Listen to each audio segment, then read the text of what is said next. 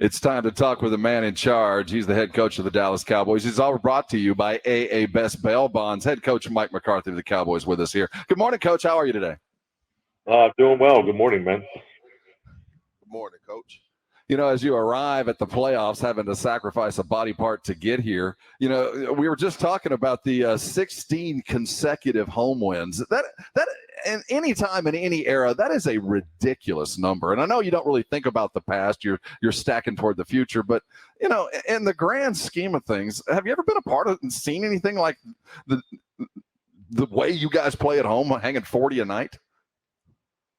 I know it's been great. I mean, you definitely want to play to that standard, especially this week. But yeah, I think just like anything, you appreciate these accomplishments when you're on the porch in retirement. But yeah, frankly, I'm just focused on winning number 17. So at the end of the day, it's about the playoffs. But we have a great home environment. I mean, our fans are phenomenal.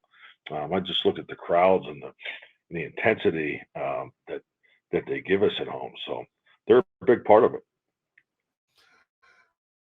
Playoffs are mostly about, who can remain healthy and, the war of attrition. How are Tyler Smith and Stephon Gilmore doing? Doing well. They both practiced yesterday, so looking forward to a good report today when they come in. But yeah, I think they both took a big step to playing. You know, you talked about yesterday. I heard you talking about Gilmore and the brace. Talk about having one of those guys go through that if they've never worn a brace like that. Do you work out on specific moves to see if they're capable of doing things, or you just tell them put the brace on and don't do what hurts? Oh no, definitely. I mean, that's really why Stephon wanted to practice yesterday. So Yeah. to get out there in the padded work and do the things that he needs to do just to make sure he's comfortable with the brace. And just speaking with him after practice, he felt good about it. Is it still as preparing for the playoffs, Coach? Like the week leading up to a playoff game, is practice any different? Is it what's different about preparing for a playoff game than a regular season game, if there's any at all? Well, I mean, just the difference becomes in intensity. Just make sure the focus is tight. And you got to fight the human ambitions to try to do more. You just got to make sure you lock this thing down and make sure you're giving the players clean information, clean looks, so we can go out and play with free mind and great energy. So just really staying disciplined is the key. Hey, Mike McCarthy of the Dallas Cowboys here with us for his weekly, always brought to you by AA Best Bail Bonds. Watching Jordan Love in the second half of the season has really been, kind of a study in what patience will do between franchises and quarterbacks. Talk about what's changed with him. Is it confidence? Is it the scheme? What made him different now? Because he's really good than where he was at least in September and October. I mean, when I look at Jordan, I think just like anything, is he's a young man that's had the time for this opportunity. It's his first year starting. You always go through ebbs and flows in that first year.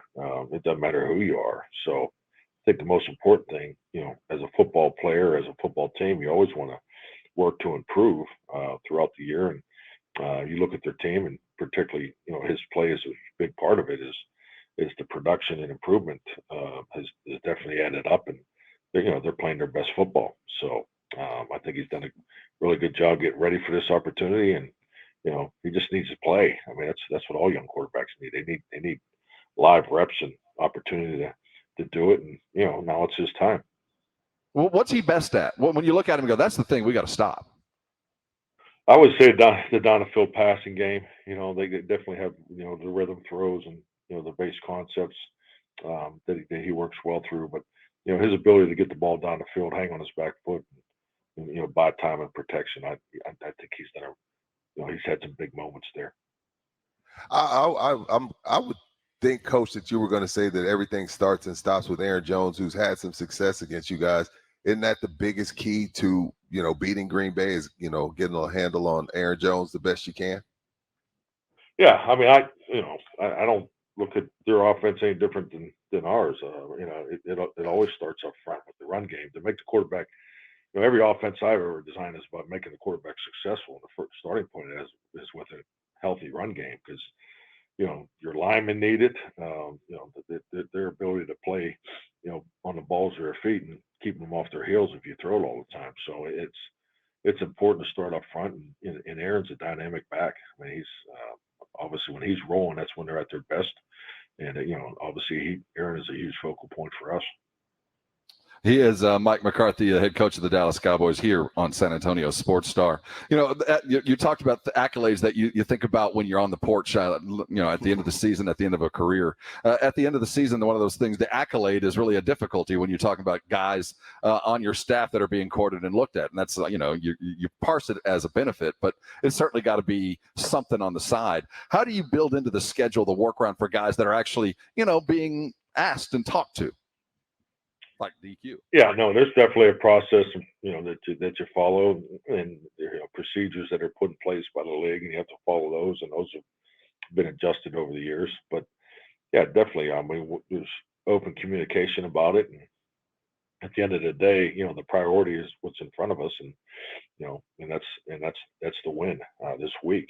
But yeah, there's time for that in their personal space to get that done. It's not. Then again, we were talking about before you came on. I think it's more of a distraction on the college level. I think in the pro level, it's really not a distraction because it's normal, right? I think it's like anything. It's how the individuals handle it. So I mean, you can't, and I know our guys won't let it be a distraction, but I think it's, the process has changed over the years. So when you're dealing with uncertain timelines and time clocks, it could potentially be a challenge. So I think it's just important to communicate and make sure that the schedule of what we need to get done, and there's there's personal space to have those conversations. So I'm not concerned about it. Have you been approached as a reference? yeah, of course. I'm sorry, Coach. I had to ask. That's all normal part of the process, right? Seriously, do other teams send like an automated email to fill out just in case, like as a reference, as a former superior? No, I've never been in that kind of circumstance. Just I haven't received any automated emails currently. Well, you probably don't get those kind of things anyway as the head coach there. I want to talk to you as the architect of the offense that created an MVP candidate. When you look at where your quarterback is now and where he has been since you got there, and you finally have the opportunity to do some things that hadn't been done before, what did you see in him as you started the season and put together this entire process that got him here that he quite frankly didn't think was there, or that you wanted to bring from him? Because it's been a hell of a year, and accolades are due for you for what you did for your quarterback. Well, I think like anything, just make sure there's clear understanding of the plan.